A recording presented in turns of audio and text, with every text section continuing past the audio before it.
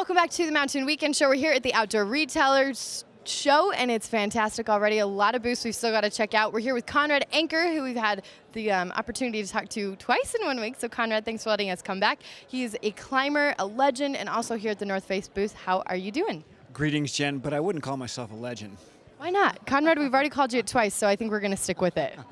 Well, He's being modest.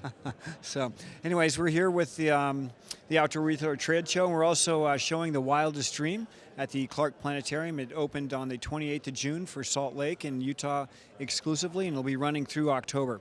It's a biopic about the life of George Mallory, and it includes his life in 1924, his relationship with his wife Ruth, and then a current-day ascent of Mount Everest in 2007.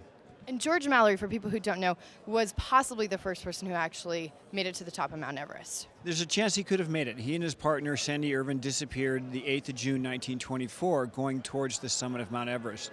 Question is, could they have made it 29 years before Sir Edmund Hillary and Tenzing Norgay did in 1953?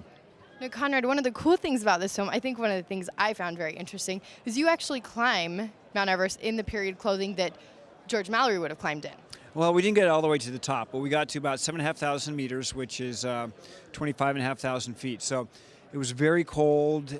We have greater respect for them because they're basically using leather boots and a cotton flannel jacket and gear that by today's standard would be really inadequate. Conrad, you've also done other things, though. You've made it to Antarctica, if I'm right. So tell us a little bit about yourself.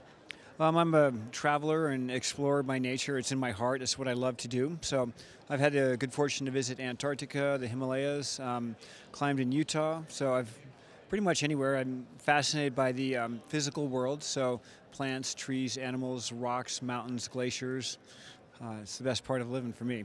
And you actually lived in Utah for a little while as well, didn't you? That's correct. From 1980 to 1995, went to school at the University of Utah and climbed a bunch of routes in Little and Big Cottonwood Canyon, skied, did everything that makes Utah so special. So when we return here for the Outdoor Retailer Trade Show, it's like coming home. So I know all the shortcuts in the street. I know which restaurants are good.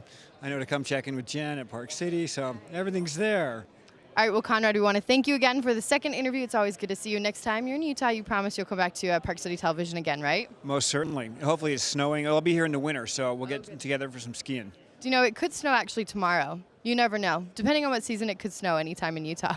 Well, there was a hurricane here a few years back at the, or tornado at the trade show.